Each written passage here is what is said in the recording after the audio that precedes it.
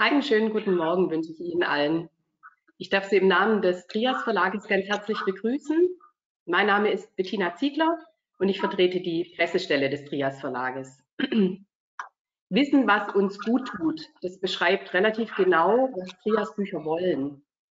Das sind Bücher für alle, die sich für Gesundheit und Wohlbefinden interessieren und mehr darüber wissen wollen.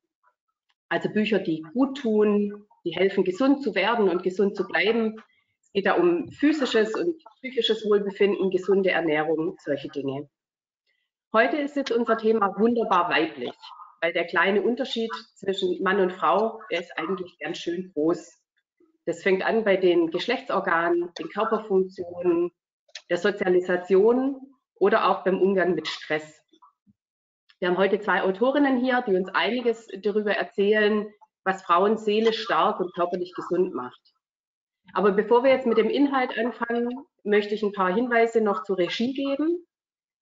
Ich möchte gerne zwei Organisatorinnen im Hintergrund vorstellen. Das sind meine Kolleginnen Verena Breitenbach und Maria Walter. Die melden sich gegebenenfalls zu Wort, wenn es technische Probleme gibt, was wir nicht hoffen. Und die haben auch mit Ihnen Kontakt, nehmen Ihre Fragen entgegen und leiten sie weiter. Sie als Besucher sind stumm geschaltet, haben aber jederzeit die Möglichkeit, über den Chat uns Fragen zuzusenden. Wir werden jetzt nacheinander die Statements der beiden Expertinnen hören und dann gibt es nach jedem Themenpunkt einen Frageblock.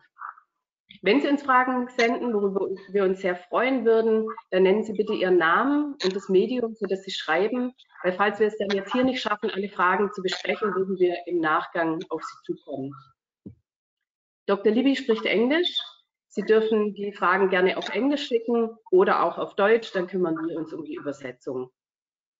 Jetzt habe ich noch zwei Hinweise, und zwar einmal, Sie können die Pressemappe bereits jetzt im Bereich Unterlagen herunterladen und diese Veranstaltung wird aufgezeichnet. Sie steht Ihnen dann später zur Verfügung und Sie können noch mal reinhören und reinschauen. Jetzt möchte ich erstmal die beiden Autorinnen willkommen heißen. Hallo Frau Dr. Breitenbach, schön, dass Sie heute bei uns sind. Hallo. Sie sind Gynäkologin und haben eine eigene Praxis in der Nähe von Ulm, von wo aus Sie uns jetzt auch zugeschaltet sind. Sie werden jetzt heute Ihr neues Buch ganz intim vorstellen, der weibliche Körper, Sexualität und Gefühle, was Sie noch nicht wussten. Besonders wichtig ist Ihnen eine ganzheitliche Medizin. Das heißt, wenn immer das sinnvoll und möglich ist, kombinieren Sie die Schulmedizin mit komplementären Heilmethoden. Und Sie möchten bei Frauen gern ein umfassendes Verständnis für ihre Weiblichkeit wecken. Dazu hören wir dann später mehr. Und dann möchte ich Dr. Libby Weaver begrüßen.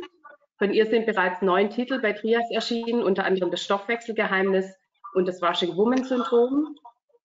Sie ist Biochemikerin, Ernährungswissenschaftlerin und Bestseller-Autorin und ist uns heute aus Brisbane in der Nähe von Australien zugeschaltet. Sie hat mir erzählt, sie hat ein paar Monate in Deutschland mal gelebt während ihres Studiums, aber sie spricht relativ wenig Deutsch und deswegen würde ich jetzt auf Englisch weitermachen, damit sie es auch verstehen kann. Hello, Dr. Libby. We are delighted to have you today. A warm welcome from my side. One of your main topics in your books and seminars is stress. You say women are particularly at risk of falling into the stress trap, and stress does massive damage to a woman's health. That's also part of your new book, Die Last des Alltags abwerfen. But there you ask, where is the stress coming from? Is it really our tasks and duties, or is it something deeper? You say we need to recognize the true causes of stress and do something about them. Perhaps you can tell us more about it. What's at the heart of our stress, and what does stress to our body? Thank you so much, Tina, for that lovely introduction. And welcome to everyone who is joining us here today. Thank you so much for being here.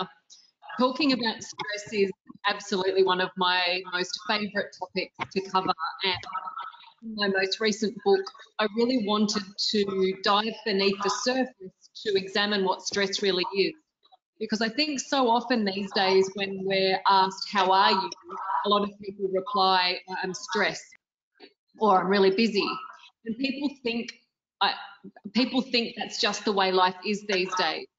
And I feel that they think that there's nothing they can do about it, because so many people believe that their stress comes from things outside of them. So they think their stress comes from people and tasks and situations in their life. And what I think so many people have lost sight of is that it's actually the way we think about the people and the tasks and the situations. So I want, in my new book, I dive in to explore that. So please let me begin by acknowledging that, of course, and unfortunately, there is very real and genuine stress occurring in the world and in people's lives. But there is also a huge amount of stress that we create for ourselves because of the way that we think. And that's the part we can change. And so that's what I'm interested in. So part of what I want to talk about today, which is a huge part of the content of the book, is to help people get to the heart of what their stress actually is. So to use a really simple example that I think most women relate to, I will often say, when you look at a pile of dirty dishes in the sink, sometimes you walk past those and you think, no, it's just dishes. I'll get to them later, or hopefully an angel will do them for me. And then other times you walk past that pile of dishes and you think, I feel like my entire life is falling apart. It feels completely overwhelming. So the dishes are the same, which is obviously external, but it's our response to the dishes that can be very different from day to day. And we do that all the time in the way we respond to our emails and our task lists, the way we respond in a situation where someone we know might have walked past us, but they didn't speak to us. Some days when someone walks past us and they didn't speak to us, we can rationalize it in our mind that they probably have a lot on their mind. And then other times we will think, without even realizing, that we've probably done something wrong, that we must have offended them, and that will bring us stress. So it's the way that so often that we think about the people and the tasks and the situations that determines whether we then feel stressed or not. But we've lost sight of that, I think. So one of the things I explain in my new book are all the different ways that we produce stress hormones. And our two main stress hormones, as I'm sure many of you are familiar with, are adrenaline and cortisol. So what leads the human body to produce adrenaline? And what are the things that we can change that lead us to produce adrenaline? Some of you will want to block your ears right now, because one of the things that leads us to produce adrenaline is caffeine. So in the human body, when we consume caffeine from any source, unfortunately, it binds to the adenosine receptors in our brain. And when the binding to the adenosine receptors in the brain occur, it then sends a message to the adrenal glands, which sit on top of our kidneys, to produce adrenaline.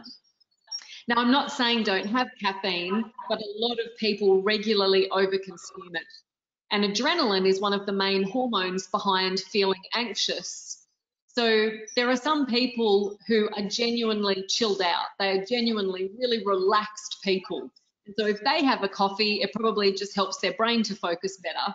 Whereas if someone already, because of their personality or their beliefs or perhaps trauma, if they already have a lot of adrenaline circulating, if you then add a few coffees to that, with all of that extra adrenaline, you can lead someone into a very uncomfortable place. So there's no hard rules about caffeine, but I think we all need to become aware of how it affects us.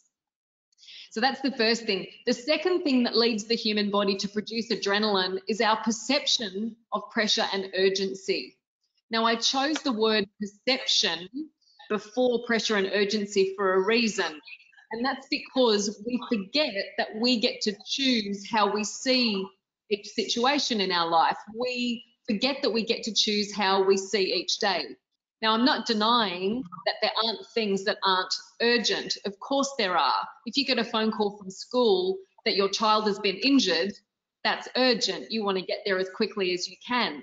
But what most people have done is they've made what they do each day full of stress and pressure and urgency. And I was reminded very powerfully of how these things really are perceptions. And I talk about this in the book. I was the guest speaker for the Hereditary Breast and Ovarian Cancer Society at their national conference in New Zealand. And that room was filled with women who had either been told they had the gene for breast and or ovarian cancer, or they had one of those cancers, or they had recovered from one of those cancers. And I was at the conference for the whole day, and across that day, people approached me individually to tell me their stories. And many of the women shared with me that they had an unknown prognosis, or some shared they had a poor prognosis. Some of them shared they had financial challenges because they had had to stop work because they were suffering so much with their treatments. Others shared their marriages had broken down, they had challenges with teenage children. In other words, they were facing a lot of life's biggest, toughest things all at once, including a question mark around their own mortality. And when I asked each of these women individually that day if they felt like they were living with a lot of stress and pressure and urgency, all of them said no. And the essence of what they communicated back to me was that they just felt so privileged to still be alive. So I don't want it to take a health crisis for people to wake up and realise what, or remember or think about what they already know in their heart to be true, which is certain changes they possibly need to make in their life to better look after themselves. And also, we don't want it to be a health crisis that reminds us to not worry about the little things, to not sweat the small stuff. So our perception of pressure and urgency needs to be explored for us to make less adrenaline. Another really big thing that contributes to our production of adrenaline, in my new book, I've called it forward words. And I use that description because I used to say that to my patients. I would say it's as if you have a word written across your forehead. And what I explain in the book is that these are the traits, the behavioural traits that we want other people to see in us. So a very useful task to do is to take pen and paper and ask yourself, how do I need other people to see me?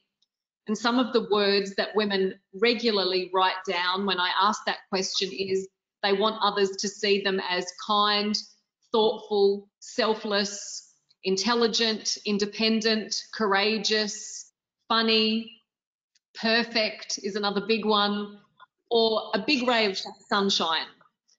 And so then the next time you're stressed, I really encourage people to then pause and consider, are they perceiving that someone is seeing them in a way that is the opposite to one of their forward words? And most of the time the answer is yes. So we as humans, we can't bear to be seen in a disapproving way. We can't bear ultimately to perceive that there might be a loss of approval or acceptance or love. But what we do, and I hope this translates well, I hope you hear this how I'm trying to say it, we don't hear what someone says, we hear what we think they meant. So a lot of people are working from home at the moment. So you might get a phone call from a colleague who says, where's that work? I needed it yesterday. Now you have heard your colleague's request for work, but what you then make up with your thinking is, my colleague thinks I'm lazy. My colleague thinks I don't care. My colleague thinks I'm not good at my job. My colleague thinks I'm inefficient. Now your colleague didn't ring you and say any of that. They rang and said, where's the work? And everything else you thought for yourself. You essentially made up a story. And it's the story that makes it stressful. Because if you weren't worried about what your colleague thought of you, you would probably say, I'm sorry, I haven't got that to you yet. I have a lot on my plate. I will make it a priority and I will get it to you as soon as I can. And then you would just do the work. But the reason I think so many people go into a heightened, stressful experience is because they are acting on and worrying about what they perceive their colleague thinks of them. Otherwise, it wouldn't be stressful. It would simply be a request for work. So that exercise, when we explore our forward words, when we start to consider how we need other people to see us, offers a lot of insight. And we're human, of course we want people to look upon us favourably. However, there's a few things to consider here. And the first one is, that if the question I will say to someone is, do you have any flexibility in how you can handle someone seeing you? Because if you have no flexibility, your life will be very stressful, because you will never control the way another person perceives you. You can display behaviours that demonstrate your forward words, you can demonstrate kindness or thoughtfulness or however you want to be seen, but others won't necessarily perceive your actions that way, because they will look upon you through all of their filters, through their filters have been made through their joys and their challenges up until this point in time. And then the other thing I think that is contributing to so much stress in people's lives is worrying about what strangers think of them. So obviously with social media, a lot of people care about what thousands of people think of them, and most of them they've never even met. I think when I was growing up, I probably cared about what 10 people thought of me: my parents, my best friend, some of my teachers. Tennis was my sport, so probably my tennis coach. There was probably a boy in that mixture, but it was a handful of people, and they were people I treasured. They were people who deserved to be in my heart. And I think these days we need to really encourage, we're always going to care about what people think of us, but we want it to be the people who really deserve to be there. I think it's a really important distinction to make. So essentially what I've just described as to what leads us to physically to produce adrenaline in our body is caffeine, our perception of pressure and urgency, and worrying about what other people think of us, even though that last one might not be obvious. But all of those things we can change. So yes, there's stress in our life, there's real stress that we can't change, but there is so much stress, the stress hormones we make, that we create through our choices, our lifestyle choices, and the way that we think, and all of that we can change. And yes, it takes work and it takes a commitment and it takes curiosity, but we can change all of those things. But I think it's always quite an adventure to go even further into why we worry about what other people think and why that can bring so much stress into our lives, whether we see that or not. So what I explain in the book is, as baby humans, when we are born, we can't survive on our own. Our animals can survive on their own, no problem. But human babies, they have to have food, clothing and shelter all provided for them so that they can literally survive. So as we start to grow up, we unconsciously start to work out that we must maintain the favour or the love of the adults in our life who provide us with food and clothing and shelter, because we risk not surviving, we risk dying if they don't provide us with our basic needs. So it's not a manipulation, it's just us finding our way in the world. We start to develop these traits that ensure our needs get met so that we can literally survive. But the trouble is, as we grow up, we start to believe that we have to behave in a certain way and demonstrate these traits to ensure our survival. So in other words, we have a belief that love or approval is a more comfortable word for most people, approval is essential to survival. And until we examine it, our pursuit of approval will run our life. So as we grow up, as we've taken on these beliefs, we then start to believe that we have to behave in a certain way for other people to like us. And until we explore it, it often will bring all sorts of stress into our lives. And another concept I explore in my new book is what I called old brain and new brain. And it can be another big source of stress, I think, for people. So our old brain has been part of us for at least 300,000 years. And it's part of what has allowed us to survive for as long as we have. And our new brain is relatively new in our evolution. So our old brain is automatic, it's intuitive, and what I mean by that is it's instantaneous, and it's also emotional, but it's unconscious. We don't know that our old brain has generated a construct. And then we have our new brain, and our new brain has the ability to apply logic. It's rational. It's a lot slower than the old brain. And at the moment in our human evolution, it's optional. So I'll give you an example of it in action. Let's say you're at the supermarket and Mrs. Smith is walking towards you with her trolley. She's pushing her trolley and you have yours, and she's coming towards you. And you know Mrs. Smith, not that well, but you know her enough to say hello and have a little chat. So Mrs. Smith is walking towards you, but she doesn't speak. She puts her head down and she walks straight past you. In that moment, your old brain instantaneously but unconsciously makes a decision about what that whole situation means. And a lot of women unconsciously think, oh, I must have upset Mrs. Smith. Mrs. Smith doesn't like me. Our children are at school together. They must have had a fight. She thinks I'm the world's worst parent. So in other words, you perceive Mrs. Smith is disapproving of you in some way. But because it's unconscious, you don't know that's happened.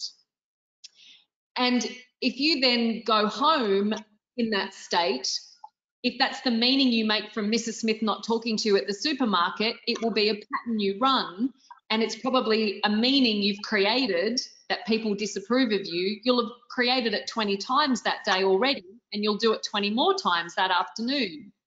And when we do that over and over again, you scratch the itch of your biggest fear, which is that you're not loved. And so then you will numb that pain in some way. And I explain in the book how what I've just described is at the heart of so many poor lifestyle choices, like eating too much poor quality food, drinking too much alcohol, for example. So often it comes from the beliefs we have about ourselves and our old brain running our life. Because if in the supermarket, if we brought our new brain in to examine that experience, we could see that, or we could sit there and think, goodness, Mrs. Smith looked like she had a lot of things on her mind today. I should bake her a cake, a nutritious cake, of course, and go around and see her and find out if she's okay. And you would have then a conversation about it. But because we don't realize that's what we've done, we usually continue just to live in the story the old brain created. But maybe Mrs. Smith didn't want to talk to you because she had a pimple on her face, or she hadn't had a shower that day, or who knows. But we make up stories about the disapproval of someone else, and we let that story run, and it often leads us to make endless lousy choices until we examine it. So there's some of the topics I cover in my new book, Die Last des Alltagsabwürfen. Not that I can say that well in German. But I really hope it makes a difference in people's lives, because there are a lot of practical ideas for people to reduce their stress hormone production, so that it obviously doesn't change all the things we do in a day. Our life can still be busy and full, but a busy, full life doesn't have to be stressful. And the book goes into a deeper exploration of what stress really is, and helps individuals to understand that for themselves. So I hope that's useful in helping you all to understand the contents of the book. Many thanks, Dr. Libby. Are there any questions? Also wenn Sie Fragen haben, können Sie die uns jederzeit über den Chat stellen. I do have one question. Why is it that women do so in particular? Where does this come from? And perhaps more important, what should mothers do in educating their kids, girls, to get out of this trap? Do you have any suggestions for that? Yes. So to answer the first part of the question, why does this affect women? I do think it affects men as well, but differently. So I think a lot of women are raised, when we grow up, we're taught to be what I call good girls. So we're taught to put the needs of others before our own. And that's a beautiful thing, because it fosters kindness and a sense of community. And the world would fall apart if women stopped doing that. But the problems come when a woman she already has too much on her plate, so she feels like she's drowning. and someone then says, can you help me with this? And every bone in your body is screaming no, but what comes out of your mouth is, sure, I'll help. And then you beat yourself up for having said yes.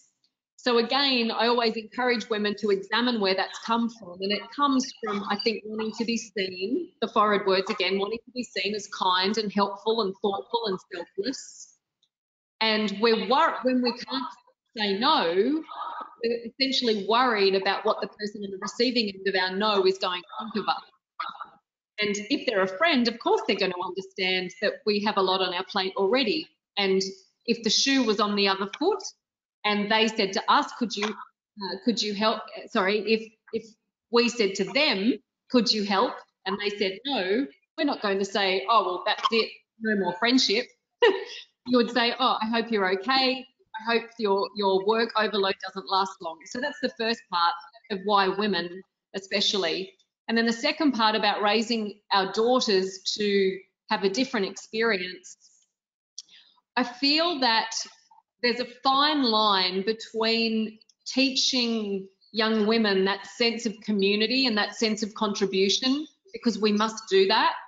And so much of our, I think, fulfillment in life comes from contributing, but it mustn't come at the expense of our own health. So we teach young girls that when we do something out of genuine love and caring, it's energizing, but when you do something out of duty, it depletes you. That's exhausting when you do it because you feel like you have to. And when we are doing something because we feel like we have to, it's not authentically who we are.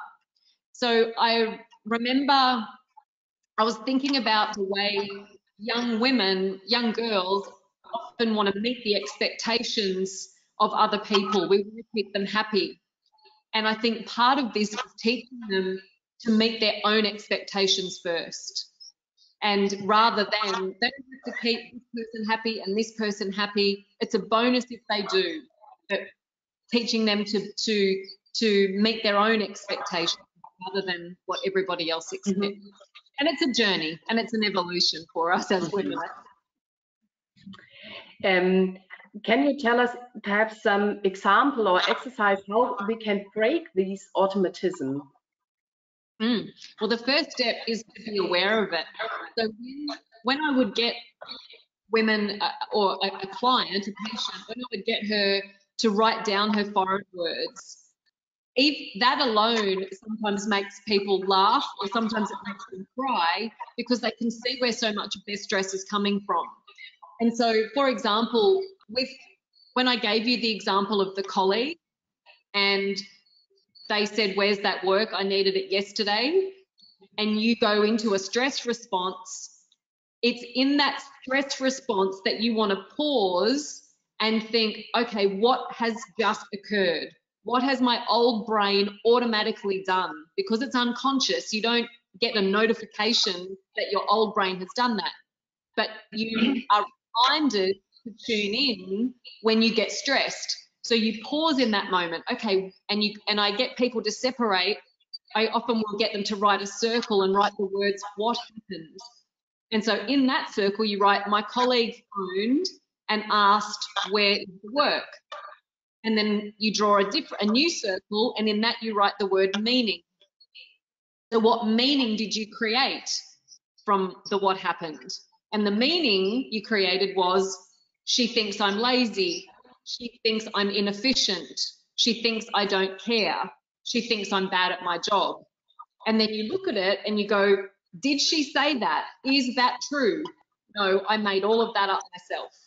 And so it's catching yourself in the stress response, and we can't always do it in the moment, but sometimes you can just jot it down really quickly, and then at the end of the day, pause and do the what happened versus the meaning, and you start to pull it apart. It's a daily practice of catching yourself in the act of thinking thoughts that you make up that bring you stress. Mm-hmm. And then we have one last question from a journalist. The topic stress and women is not a new one. What makes your approach special? And how do you differ from the other books on this topic? So in this book, I try to get to the absolute heart of what is creating the stress. So most of the other books I've read are about stress management. So you've made the stress hormones, now manage them.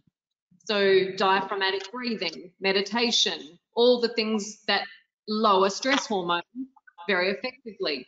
This book talks about that, but it goes further because I don't want people to make the stress hormones in the first place.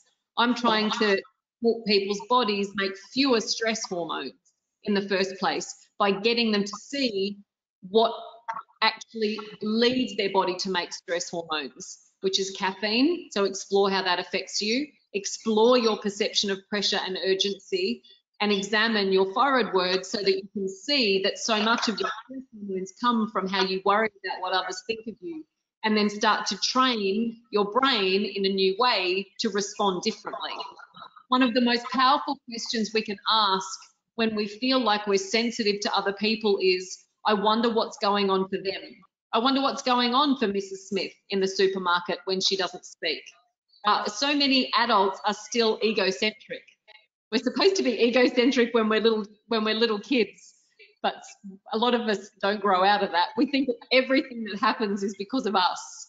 So the book goes into the ways to make fewer stress hormones in the first place by getting to the heart of what stress actually is for an individual, because it's different for everyone. Okay, thank you very much, Dr. Libby. That was a wonderful presentation. Thank you. Thank you so much. Liebe Frau Dr. Breitenbach, Sie sagen, es ist sehr schön, Frau zu sein. Frauen sind vielseitig, stark und unser Körper leistet ganz Wunderbares. Ihnen ist es wichtig, dass Frauen sich selbst lieben und achten, und sie sollen spüren, dass ihre Weiblichkeit ihnen so eine ganz eigene Kraft bietet. Sie arbeiten jetzt schon viele Jahre als Frauenärztin und möchten in Ihrem Buch Erfahrungen weitergeben. Egal, ob es da um Sexualitätsprobleme, Zyklusbeschwerden, Beziehungsprobleme oder Schwangerschaften geht. Sie zeigen, was den weiblichen Körper ausmacht, was ihn gesund hält und was ihn krank macht und was Frauen auf natürliche Weise für ihre Weiblichkeit und ihre Gesundheit tun können. Warum ist es denn so wichtig, dass Frauen ihren Körper kennen und ihn hören, und was tut Frauen denn gut? Ich möchte vielleicht, danke für die Frage, danke für die Pressekonferenz. Ich möchte gerade ein paar Worte dazu sagen, was Dr. Libby gesagt hat, weil das genau meine Erfahrung auch ist. Frauen stressen sich mehr als Männer. Frauen, die meisten Frauen, also natürlich nicht alles, logisch, aber die meisten Frauen, die wollen primär gefallen. Und ich denke, der Grund ist schon auf der einen Seite natürlich, weil wir als kleine Kinder sehr hilflos sind, weil wir auch in unserer Geschichte immer zur Gruppe gehören mussten, sonst hätten wir früher nicht überlebt. Das ist klar, allein in der Steinzeit hätte kein Mensch überlebt. Das betrifft Männer und Frauen, natürlich beide.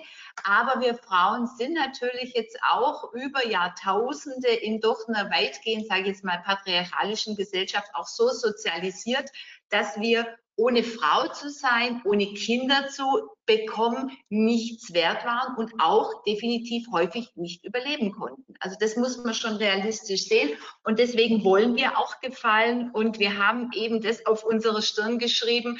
Hab mich lieb, sind, also die meisten, gib mir Anerkennung, die ich so dringend benötige, und das merke ich in meiner Praxis auch, und wir können das ändern, was Frau Dr. Libby auch sagte, und unser Gehirn ist fähig, also was jetzt ja durch alle Munde geht, die Neuroplastizität, unser Gehirn kann sich verändern. Das wusste man, als ich studiert habe, noch nicht, dachte man, das Gehirn ist so und es tut sich nichts, aber das Gehirn kann sich ändern, und wir können neue Mechanismen, die im Unterbewusstsein sind, wenn wir sagen, stopp, ist es wirklich so, ist es die Wahrheit oder ist es was ganz anderes, wird das Gehirn das irgendwann integrieren, und irgendwann werden wir auch dann andere Menschen. Und das ist ganz arg wichtig für die seelische Gesundheit.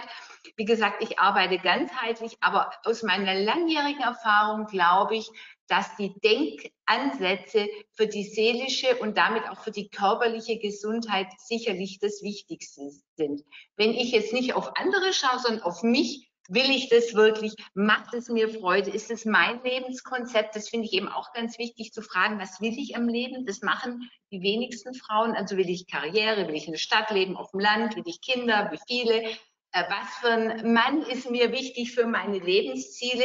Dann gehe ich an Leben ganz anders ran. Die meisten Frauen, merke ich in der Praxis, agieren reaktiv. Was kommt auf mich zu? Wie gehe ich da um? Erfülle ich die Erwartungen meines Chefs, meines Partners? Ich nehme mich zurück. Und ich merke jetzt eine Tendenz, dass sich das definitiv ändert und das macht mich auch sehr glücklich und dass die Frauen sich ihrer Kraft bewusst sind. Und ich sehe das ganz deutlich an Brustkrebs. Brustkrebs ist nun die häufigste Krebserkrankung der Frau in der westlichen Welt.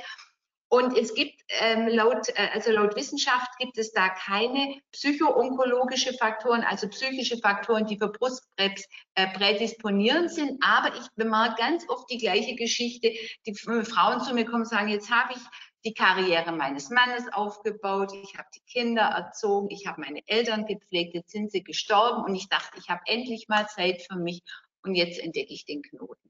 Also es ist eine Geschichte, die ich ganz oft höre, wo ich sage, ja, auch wenn es die Statistik nicht hergibt, habe ich intuitiv das Gefühl, Frauen, die mehr auf sich achten, auf das, was sie wirklich glücklich macht, die sind da auch gesünder. Und deswegen ist es eben so wichtig, dass wir uns annehmen, dass wir liebevoll mit uns umgehen, respektvoll, dass wir eben diese Achtsamkeit haben, auch der Gedanken in Situationen, was denke ich, in der Situation, und meistens häufig denken wir wirklich negativ über uns. Ich kann das nicht, jetzt habe ich schon wieder nicht hinbekommen. Und man weiß ja inzwischen natürlich, ja, Gedanken sind Schwingungen, Gedanken lösen Transmitter aus, wie Cortisol, wie Adrenalin, auch andere. Und diese Hormone oder Neurotransmitter, die wirken sich an jeder Zelle aus. Und letztendlich verändern die unsere Gene, machen die Gene kürzer, wir altern schneller und andere Funktionen auch. Also ich glaube, das ist das Wichtigste. Aus meiner langjährigen Erfahrung, und alles andere finde ich, wie Ernährung, wie andere Dinge stehen und wie Bewegung, natürlich ist das alles sehr, sehr wichtig, aber das steht hinter dem, wie wir denken, wie wir unser Leben gestalten und vor allem, ob wir Spaß am Leben haben, wirklich an zweiter Stelle. Ich merke in meiner Praxis, dass eben ganz viele Frauen immer noch sehr wenig über ihren Körper wissen. Deswegen habe ich das Buch geschrieben und vielleicht gerade passend im Jahr 2020, wo Gebärmutter die Krebsvorsorge sich geändert hat, weil Gebärmutterhalskrebs ist der häufigste Krebs der Frau weltweit. In der westlichen Welt ist es Brustkrebs. Gebärmutterhalskrebs ist durch die Krebsvorsorge zurückgegangen. Man hat jetzt entdeckt, dass Gebärmutterhalskrebs durch Viren bedingt ist, durch die humane Papillomaviren, auf jeden Fall zu 99, irgendwas %. Und da ging auch ein Nobelpreis dafür, ist vor ein paar Jahren verliehen worden. Und man hat eben diese Gebärmutterhalskrebsimpfung jetzt auch entwickelt. Und jetzt ist es eben so, dass es seit diesem Jahr so ist, dass die Frauen bis 35 jährlich eine Krebsvorsorge bekommen, ab 35 nur noch alle 3 Jahre, aber mit einem sogenannten Co-Testing, wo man eben die Zytologie, also den Abstrich macht und den Virustest zusätzlich, aber dafür nur alle 3 Jahre. Ich finde das selber sehr kritisch, weil ich finde, es ist wichtig für die Frau, mindestens einmal im Jahr zum Frauenarzt zu gehen. Ich finde es ganz wichtig. Ich sehe mich da eben auf Augenhöhe. Ich bin der festen Überzeugung, die Frau ist für sich selbst die beste Ärztin, die beste Heilerin, und ich kann sie nur unterstützen und auch da abholen, wo sie gerade steht. Und ich habe eben ein gewisses Tool an Möglichkeiten. Ich kann die Schulmedizin, die auch fantastisch ist, wir dürfen sie echt nicht verteufeln, die macht tolle Sachen. Also viele würden eben nach Krebs ohne Schulmedizin bestimmt auch nicht überleben. Aber für andere Sachen ist es vielleicht nicht so nötig. Und es hängt natürlich auch davon ab, wo der Patient steht. Also wenn jemand sagt, ich will jetzt halt partout, nehme mir Blasenentzündung, was häufig ist, ich will es jetzt weghaben und ich will nicht da jetzt mit Globuli und Cranberry und was weiß ich alles rummachen, wie mir viele sagen, dann sage ich, okay, dann müssen Sie ein Antibiotikum nehmen. Also sprich, für die eine Patientin passt es, für die andere passt es nicht. Und ich glaube, die Kunst ist es, eben rauszufinden. Und die Kunst rauszufinden ist auch, was steht eigentlich hinter den Beschwerden. Als Beispiel eine Blasenentzündung kann eben viele Ursachen haben, partnerschaftlichen Konflikten, Konflikt mit der eigenen Weiblichkeit. Gut, es kann auch wirklich mal eine Verkühlung sein. Das ist individuell einfach unterschiedlich. Und für mich ist es wichtig, und deswegen habe ich das Buch geschrieben, dass Frauen mehr über den Körper erfahren. Also ganz einfach, die wissen gar nicht, was ist eigentlich in meinem Unterleib, ne? Von wo bis wo geht die Scheide, was ist die Gebärmutter, welche Funktionen haben die Eierstöcke, welche Hormone gibt es. Das muss man ja nicht im Detail wissen, aber so, dass man ungefähr weiß kann, ja, mein Eierstock wird nun von Hormonen aus dem Gehirn angeregt, dass es zum Eisprung kommt, und die Hormone, die eben aus der Hypophyse kommen, wie das FSH, das LH, die sind eben, die Hypophyse ist eng connected mit dem Hypothalamus, mit dem Gehirn. Das heißt, Gefühle, Gedanken, Stress, dann sind wir wieder beim Thema spielen eine Rolle. Frauen werden zum Beispiel leichter schwanger, wenn sie das Thema loslassen und nicht mehr drauf fokussiert sind. Wenn sie einfach wirklich loslassen und den Fokus woanders draufsetzen, dann entspannt sich der Körper, dann klappt es ganz oft, als Beispiel. Und viele verstehen das eben noch nicht und viele wissen das nicht. Viele sagen, ich habe Zysten an der Gebärmutter, die Zysten sind aber am Eierstock. Oder die wissen nicht, was Myome bedeutet. Die wissen nicht, welche Gefahren gibt es, welche Infektionen gibt es. Chlamydien zum Beispiel, das testet man Gott sei Dank jetzt bei jungen Mädchen auf Kassenleistung, aber Chlamydien oder auch Uroplasmen sind Keime, die können unfruchtbar werden. Da hat man oft keine Beschwerden, das sieht sie nicht. Sind solche Sachen, das weiß man nicht. Man weiß eben nicht, was man auch, viele wissen nicht, was bei Sexualität wirklich alles übertragen werden kann. Jeder weiß natürlich HIV, aber man weiß nicht, dass auch viele wissen nicht, dass Hepatitis übertragen werden kann. Eben Chlamydien, Ureoplasmen übertragen werden können. Also, und leider geht es dann auch, ich hoffe, das bewirkt auch diese Pressekonferenz was, dass das noch mehr durch die Presse geht, dass man die Leute, einfach die Frauen aufklärt zum eigenen Schutz. Und leider ist es nun so, dass wir Frauen empfänglicher sind, weil der Mann hat eben einen anderen Schutz, eine andere Haut am Penis. Die Harnröhre beim Mann ist viel länger, also ein Mann infiziert sich definitiv weniger. Und meistens hat es auch weniger Folgen. Also dass eine Frau durch eine Infektion schwerer geschädigt ist, bis hin zur Sepsis, bis hin eben zur Unfruchtbarkeit, ist viel, viel häufiger. Und deswegen ist da, finde ich, Aufklärung so wichtig, dass man einfach nicht, dass man auf gewisse Sachen verzichtet, aber dass man da halt sorgsamer mit sich umgeht. Und dann gibt es eben auch viele Themen, die Tabuthemen sind, zum Beispiel Harnverlust, wenn Frauen Harn verlieren, weil der Beckenboden geschwächt ist, weil sie inkontinent in Anführungszeichen sind. Der Beckenboden ist zum Beispiel, das ist ja ein ganzes, eigentlich ein Organ, das sind mehrere Muskelschichten und Bindegewebe, was lang gar nicht berücksichtigt wurde. Aber ich kann proaktiv was tun, ich kann meinen Beckenboden trainieren, und das sollte zum Beispiel jede Frau wirklich ab 20 tun, dass man einen starken Beckenboden hat. Und wenn es dann wirklich zum Harnverlust kommt, dann ist es eben, dürfte es kein Tabuthema sein, weil viele Frauen davon betroffen sind. Und das ist auch meine Erfahrung. Frauen schämen sich dafür. Frauen schämen sich, wenn ihr Körper nicht mehr so funktioniert. Die schämen sich, wenn sie ein bisschen Bäuchchen haben oder ein bisschen Zellulite. Und die können sich so nicht annehmen. Und natürlich diese Gedanken, die ich meinem Körper schicke, jeden Tag die Message, ich könnte hübscher, schlanker, toller, besser sein, die bessere Mutter, die erfolgreichere Frau im Beruf und, die bessere Partnerin. Diese Gedanken, die schicken durch erst das Aktionspotenzial, und dann werden Neurotransmitter, Hormone ausgeschüttet, und die machen natürlich mit den Zellen und mit dem Körper was. Klar ist es nicht die einzige Garantie für Gesundheit, aber meines Erachtens ist es wirklich die wichtigste, auf sich stolz zu sein. Wir Frauen können stolz sein. Wir schenken Leben. Wir sind fähig, Kinder zu gebären. Wir sind soziale Wesen. Wir können eine Gemeinschaft zusammenhalten. Und das ist eben auf der einen Seite Vorteil und Krux gleichzeitig. Ne? Ich schaffe das intuitiv zu spüren, was ist in der Gruppe. Aber deswegen versuche ich natürlich, mich oft selber zurückzunehmen als Frau. Ich spreche jetzt mal für alle, und zu gucken, dass eine Harmonie aufkommt. Also es ist ja Glück und Krux gleichzeitig. Wir sind kreativ, wir sind intuitiv, wir haben sicherlich auch heilerische Fähigkeiten, wir können aber auch tough sein, wir können gute Geschäftsfrauen sein. Frauen sind ja oft die besseren Börsenmakler und.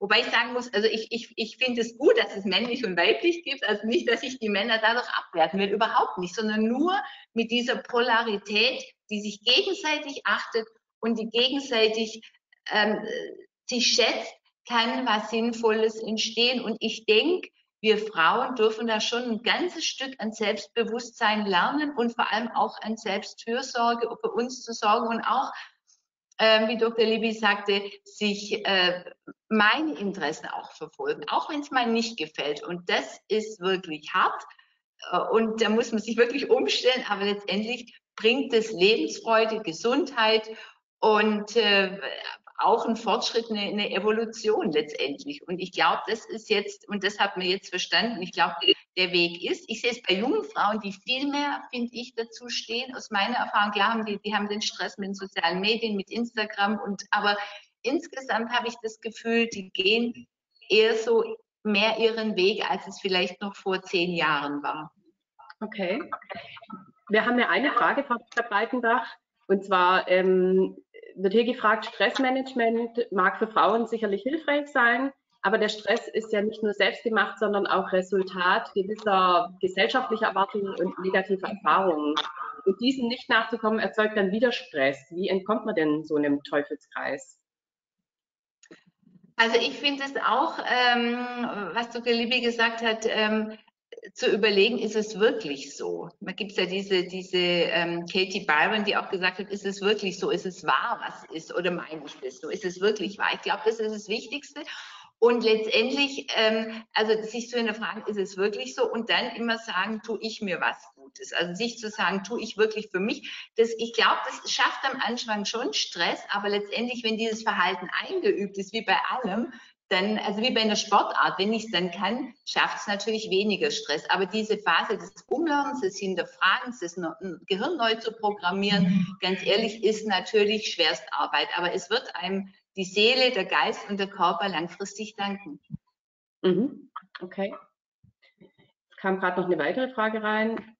Ich muss gerade gucken, welche Rolle könnten denn Ideen wie Awakening Women oder Rotes Zelt, Red Tent Movement für die Frauengesundheit spielen?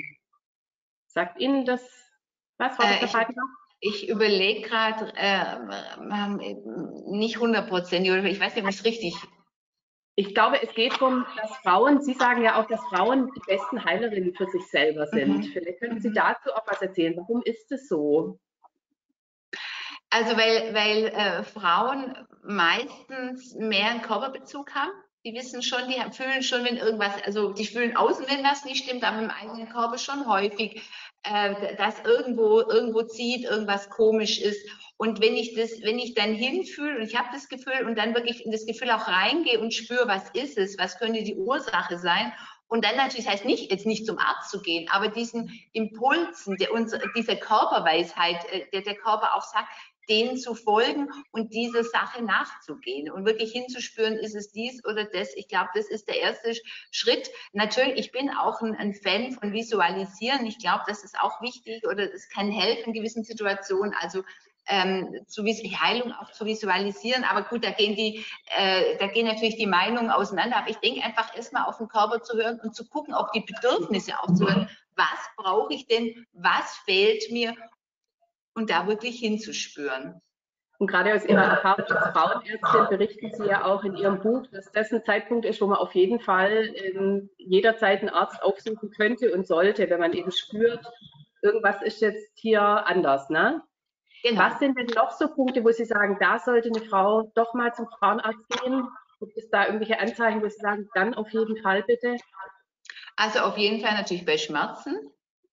Dann, wenn man als Frau, wenn der Ausfluss sich irgendwie verändert, dann überhaupt bei Gewichtszunahme, bei Gewichtabnahme und wenn sich im Körper, natürlich bei Müdigkeit ist auch was, bei Müdigkeit oder wenn sich im Körper einfach irgendwas komisch anfühlt und fühlt sich einfach irgendwas anders, man fühlt sich nicht mehr wie früher, aber man kann es eigentlich nicht genau betiteln und das ist ganz häufig so und das ist immer mal der erste Schritt, einfach mal schauen zu lassen. Das heißt aber, dass es mal medizinisch abgeklärt ist. Mhm. Und ich würde, was mir noch ganz arg am Herzen liegt, zwei Sachen. Einmal über das Thema Periode. Ich habe immer noch viele Frauen, es ist mir ganz wichtig, die sich für die Periode schämen, die sagen, ich habe nicht meine Periode, sondern die haben, gut, das ist ein schwäbischer Ausdruck, ich habe mein Zeug. Also der furchtbar, wo ich denke, und die sagen, oh Gott, das habe ich auch Blutung, das ist mir so peinlich. Das ist doch total normal. Feiern Sie Ihre Periode. Das ist ein Zeichen, dass Sie fruchtbar sein können, dass Sie Leben schenken können. Die Periode reinigt auch mit. Also die Gebärmutterschleimhaut wird wahrscheinlich immer wieder abgestoßen, dass ich neu aufbauen kann. Also es ist wirklich vieles Positive. Man kann diese Tage auch genießen. Und in dem Moment, wo ich es bejahe, ist es auch so, dass die Frauen weniger Schmerzen haben, weniger Beschwerden haben. Das ist zum Beispiel eins, das ist genauso wie mit den Wechseljahren. In Kulturen, wo ältere Frauen mehr Ansehen haben, wie in Japan oder auch in anderen Kulturen oder in der Südsee, da erleben die Wechseljahre gar nicht so schlimm. Also es ist wirklich viel auch das Mindset, wie ich damit umgehe. Und dann vielleicht noch, was mir wichtig ist, was die Hormone angeht, also Hormonersatztherapie in den Wechseljahren, die ja früher haben ja alle Frauen Hormone bekommen, ne? So wann ging das los, weiß ich, 70er oder 80er Jahre ungefähr. Und dann kam eine Studie raus und es wurde total verteufelt. Hormone machen Krebs, machen Brustkrebs, machen Schlaganfall, bis dann letztendlich rauskam, dass diese Studie völlig falsch konzipiert war. Die Frauen waren krank, die waren alt. Und jetzt haben die Hormone eine gewisse, ja, haben schon wieder ihren Stellenwert, aber die meisten wollen es nicht nehmen. Aber es gibt definitiv viele Gründe, warum Hormone gut sind. Wie gesagt, nicht für jede Frau, nicht in jedem Alter. Man muss das individuell sehen, aber es gibt, wie es jetzt nach dem heutigen Stand der Wissenschaft, dass Hormone eben Darmkrebs reduzieren können, dass wahrscheinlich auch Alzheimer reduziert wird, dass auch das Gedächtnis, Hormone sind ja auch am Gehirn, greifen die an, dass unser Gehirn anders funktioniert mit Hormonen, dass die Kognition, dass das Gedächtnis besser ist. Also es ist ganz interessant. Ich glaube, das ist mein Anliegen, ist auch an Journalisten weiterzugeben, dass man wirklich diese Themen differenziert angeht und nicht sagt, Hormone sind einfach schlecht und man kann alles pflanzlich machen, sondern es muss halt auch wieder da individuell bei jeder Frau, wo man letztendlich für und wider Risikofaktoren und Benefit gegeneinander abwägt, aber dadurch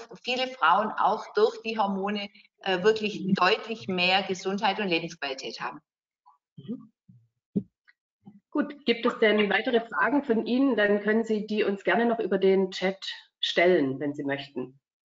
Vielen herzlichen Dank, Frau Dr. Breitenbach. War sehr interessant. There's another question for you, Dr. Libby, from a journalist. He's saying there are physical symptoms that signal me I'm stressed. I've gone too far. Do you mention some kind of inner instance or inner authority to make your decisions? Do you mean when you're suffering physically? I think so. That's what I understood. Yes. So obviously the body was designed to experience stress short term, and so if there was a threat to our life, so if someone from another tribe came out of the jungle at us with their spear, and in that moment we go, oh, and we're ready to fight the fight or get out of there. But as soon as we've escaped or won the fight, hopefully, then the stress hormones go back to nothing. But these days, because we don't just get stressed if a car drives out in front of us and we've got to slam on our brakes. The stress comes from mostly it's psychological. That's why it's never ending.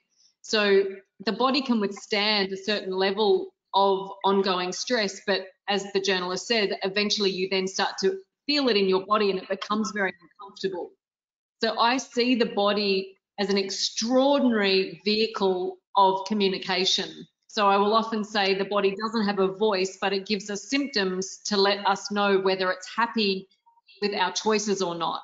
And when it gets uncomfortable, it's asking us to make a change in the way that we eat, drink, move, think, breathe, believe, or perceive. Or sometimes it's many of those areas. but we usually don't see the discomfort in our body as feedback. We get frustrated or we ignore it until eventually we get diagnosed with some kind of illness, and then we pay attention. But as the journalist said, we get a lot of indications before it gets to illness, trying to get us to make changes. So that's what I mean by almost like an inner voice, that the body is always communicating with us. We just have to learn how to decipher what it's saying. Mm-hmm. I hope that answers the question. And then we have another last question. Does your approach help women that, for example, they need fewer hours of psychotherapy when they are working on dissolving old behavioral patterns? Was the question, do they need fewer hours of psychotherapy? Yes, does this help to need fewer hours? For some of my patients, the answer to that is yes. And for others, they like to stay in it because they like to stay in the therapy because it helps to go further and uncover other things. But for some, yes, they have had less, or sometimes they've stopped and had a break. Yeah, it's very highly varied. Thank you. Gut, damit sind wir am Ende der Pressekonferenz angekommen. Ich möchte Ihnen, Frau Dr. Breitenbach, ganz herzlich danken. Schön, dass Sie bei uns waren. And thank you very much to Dr. Libby. We were happy to have you here. Und vielen Dank auch an Sie, liebe Medienvertreter, dass Sie hier bei uns waren. Wenn Sie Themen rund um Gesundheit, gesunde Ernährung, gesunde Psyche bearbeiten, können Sie sich gerne bei uns melden. Und wenn es passt, dann können unsere Autoren und Experten Ihnen dann hoffentlich weiterhelfen. Ja, dann bleibt mir jetzt noch Ihnen einen guten und produktiven Tag zu wünschen und bleiben Sie alle gesund. Vielen Dank. Wiedersehen.